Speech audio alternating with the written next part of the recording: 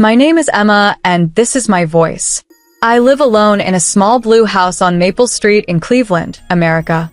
I bought the house 2 years ago with the money I saved from my job in New York. It is not grand, but it is steady.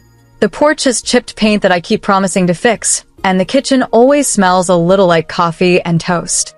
There are elm trees out front that swing like slow dancers when the wind blows off the lake. Some nights I fall asleep to the train horn and feel held by it, like the city is humming a low song to me. In this house I feel safe, and being safe matters more to me now than it ever did before. I work at a small office that helps people with loans and leases. Most days I sort papers, write clear notes, and talk to clients who are worried about money, which means I listen a lot. I do not make a fortune, but I earn enough. I track every dollar with care, because my family taught me what can happen when you do not. My mother, Marlene, believes money is a show. My father, David, treats money like it should make people bow. My sister, Claire, thinks money is proof that she is better than the room she is in. My brother, Mark, tries to be neutral and ends up quiet. I learned early that if I wanted a life I could trust, I would have to build it with my own hands. On a gray Friday morning, my phone lit up with Claire's name. I stared at the screen for a breath, then answered. Her voice was warm in a way that always feels a little too shiny, like a gold plate you do not dare touch. "Family dinner at my place," she said. "Tonight. Everyone will be there. Don't be late." She did not ask if I was free. She never asks.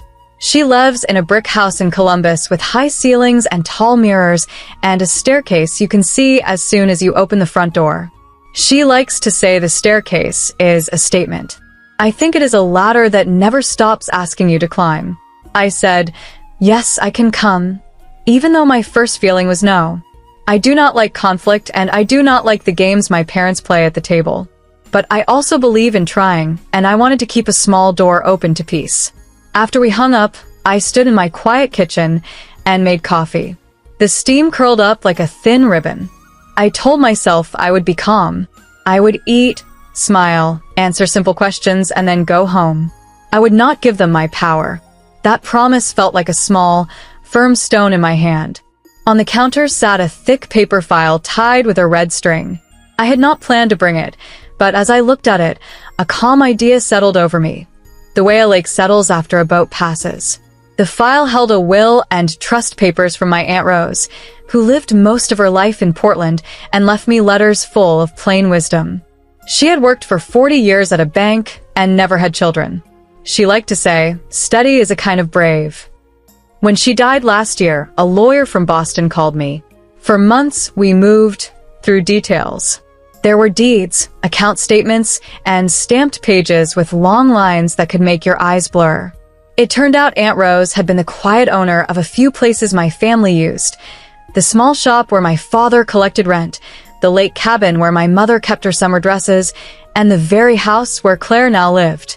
All of it had been held in a trust that Aunt Rose funded and managed with care. The part that still makes me pause is that she named me trustee. Not Mom. Not Dad. Not Claire. Me. It felt like she put a hand on my back from beyond time and said, "Stand up."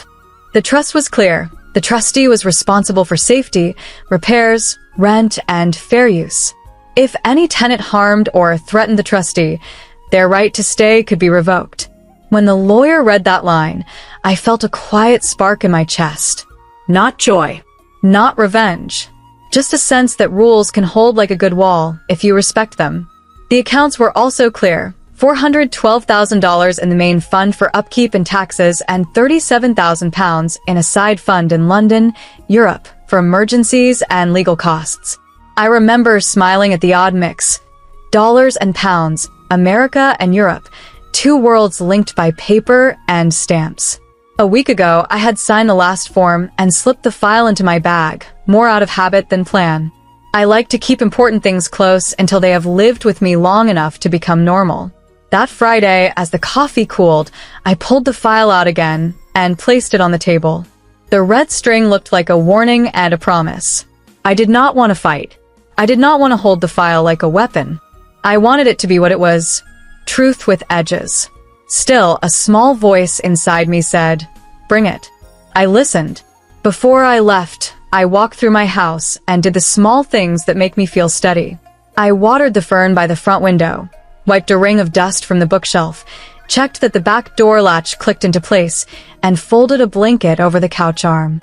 I changed into a plain navy dress with a soft skirt and low heels I could walk a mile in.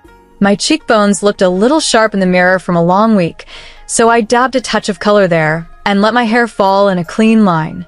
I do not dress to impress my sister. I dress to remind myself that my body is my own and that I deserve comfort.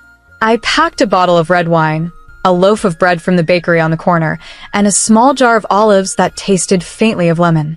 I tucked the file into my bag and felt its weight settle against my side. Outside, the air smelled like damp leaves and rain coming soon. On the drive to Columbus, the highway stretched ahead like a long ribbon of chance. I passed small towns with bright signs and quiet gas stations, and I thought about the word family. It means blood, but it also means choice. It means the table you sit at and the rules you accept there. It means what you will forgive and what you will not. I knew that for years I had let my family write the rules in ink while I wrote my wishes in pencil. At a rest stop, I bought a bottle of water and stood by the window to watch the sky turn a deeper gray. A couple nearby argued about a map, then laughed and held hands, and it made me sad for a heartbeat because I do not have that yet. But I do have my house, my work, my name, and my own way of speaking. I took a breath and told myself the same words I tell clients when we go over a working plan. You are not trapped. You have steps. My steps were simple. Go to dinner. Be decent. Leave early. If pushed, tell the truth. If harmed, protect yourself. The file, with its dollars and pounds and neat clauses, was not the point. The point was my voice. When I reached the edge of the city, the lights came on, and the roads filled with the soft rush of weekend energy. I turned down the street where Claire lives and felt my shoulders lift in reflex.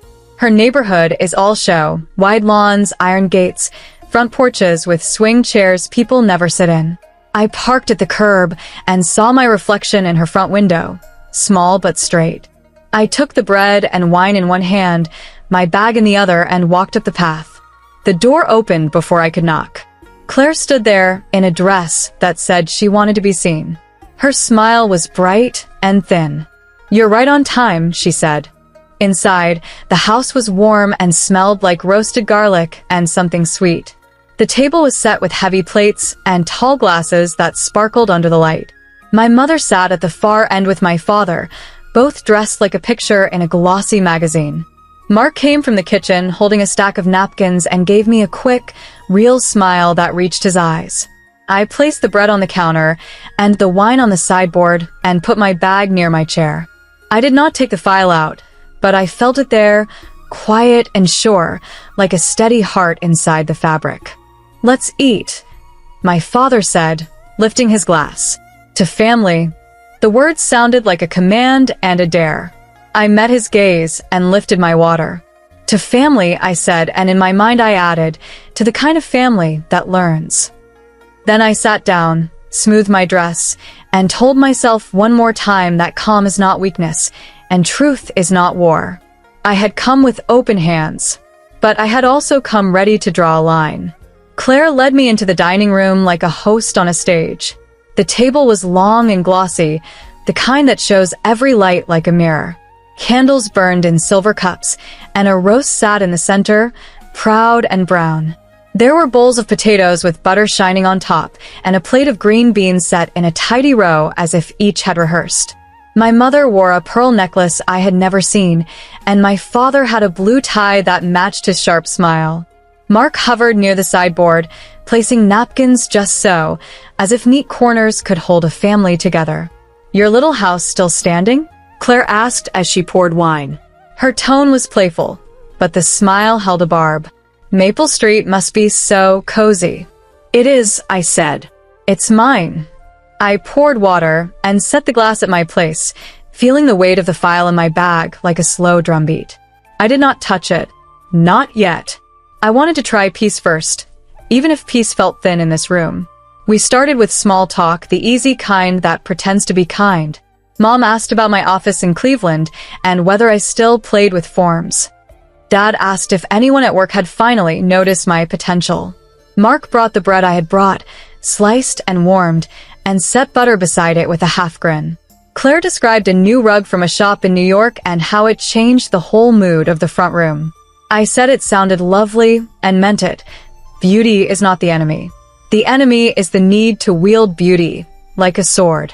I took small bites, sipped water, and kept my eyes on the food. The roast was good, the potatoes soft, the beans bright. For a few minutes the room felt simple, like we might make it through the night with only the usual little stings. Then Dad cleared his throat in that way that said a performance was coming.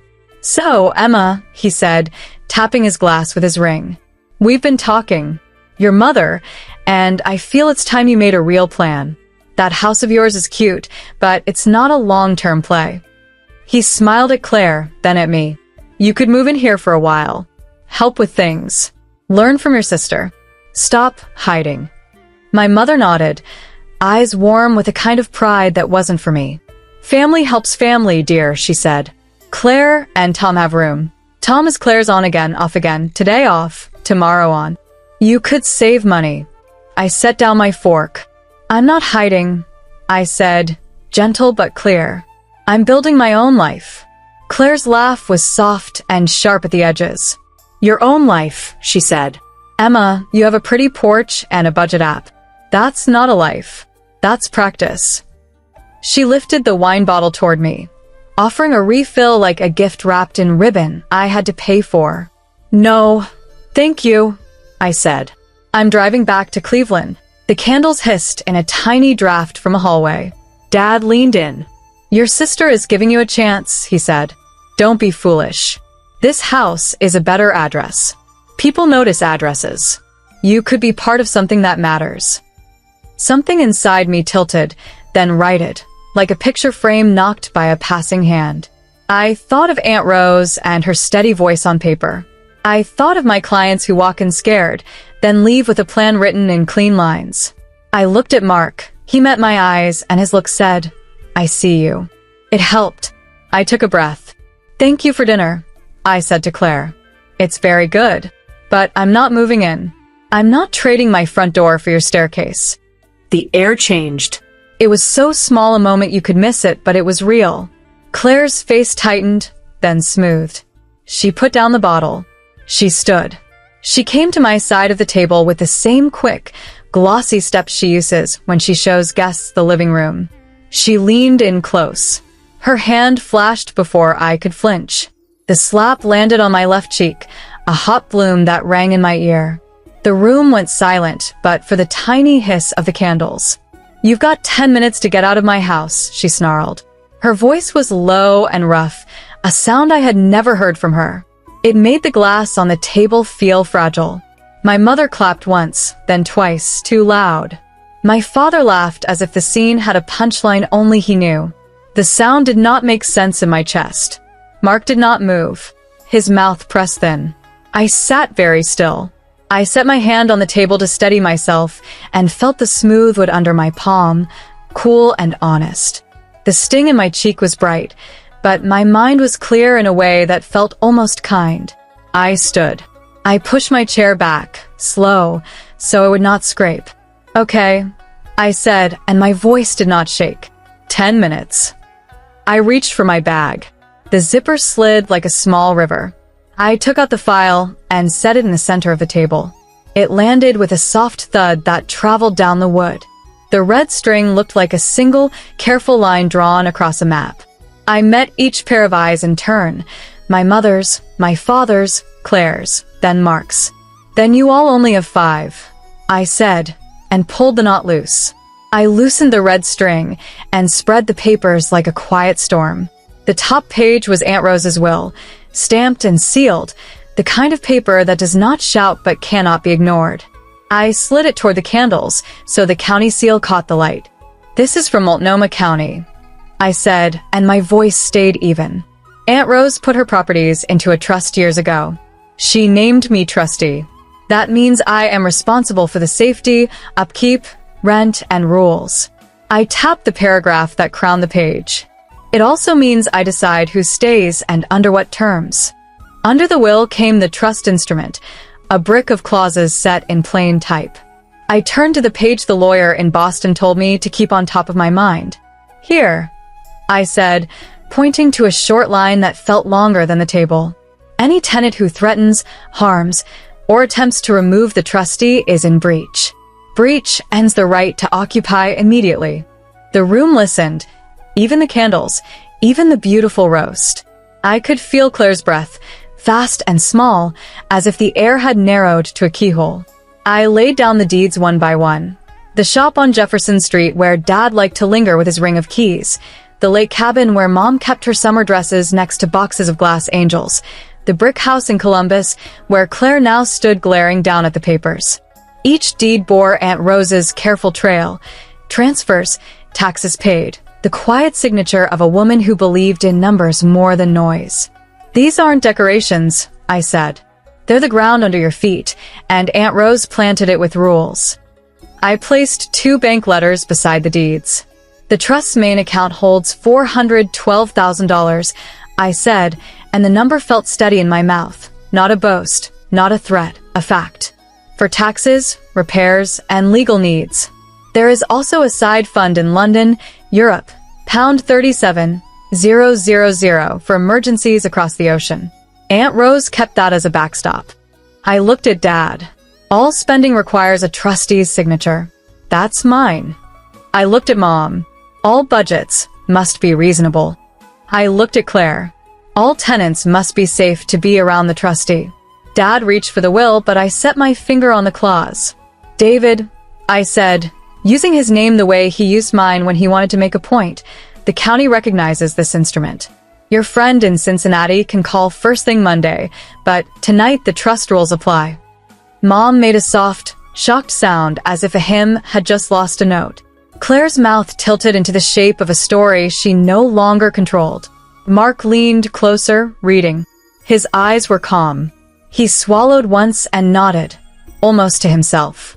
Emma, Claire said, and my name came out edged. This is my house. She swept a hand toward the walls, the staircase, the tall mirror that promised more than it could give. I pay for the little things. I host. I make it look like a home. Your papers don't change that. The papers are what make it a home, I said. They pay the taxes and the roofer. They cover the work when the pipes burst in January. They keep the doors open to people who live here under good terms. I felt the hot print of her slap still blooming under my cheekbone, and I let that truth be part of the room. They also protect the trustee. You told me to get out of your house. You hit me. That is harm and threat. That is breach. Silence folded over the table, neat as a napkin. Then Dad tried laughter again, but it came out thin. We'll talk later, he said to Claire, eyes flicking toward the deeds as if he could push them back into my bag with a look. Emma is making a point. She always liked points. He shot me the quick, old smile that used to work when I was 12 and wanted permission to be small. I checked the time on my phone.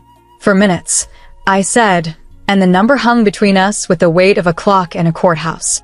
Here's what happens. I leave, because I don't stay where I'm struck. You all leave as well, because Claire's breach ends tonight's right to occupy. On Monday, I meet the locksmith to reset the security for trustee safety. After that, we reassess leases and budgets. Dad, you'll submit a plan for the shop. Mom, a plan for the cabin. Claire, if you want to reapply to rent here, you can. The terms will be fair and written. Claire's eyes shone. Not tears yet, but something close to heat turned to glass. You wouldn't dare, she whispered, but the whisper lacked anchor. Mark's chair creaked. He looked at me, then at our sister. We can do Wednesday at the cabin to take inventory, he said, voice quiet. I'll help. It startled me, how soft his offer landed, like a hand laid gently on a table after a storm. I gathered the letters and stacked them, lying straight. I slid a small envelope to the center. There's $2,000 in here from the trust for moving help and temporary storage, I said. Receipts required. This is not punishment. It's order. It's safety. I looped the red string back around the file and tied a firm knot. My cheeks still throbbed, but my hands were steady. The house seemed to exhale, the way a room does when a window is finally opened. 3 minutes, I said and lifted my bag. Let's all keep to the rules. Night air met my cheek like cool cloth as we stepped outside. Mark carried the wine. Lily held the bread. Claire stood in the doorway, eyes glassy, then shut the lights one by one. I locked the door for trustees' safety and pocketed the key. Dad muttered about addresses. Mom gathered her pearls. We walked to my car, and I felt the file's calm weight again. The rules, the dollars, even a London pound set aside in Europe for storms like this. 2 hours later, in my blue Cleveland house, I brewed coffee and wrote 3 lists: repairs, budgets, boundaries. I set aside $600 for new locks in Columbus and forgiveness with no price. I slept steady at last. Through quiet America,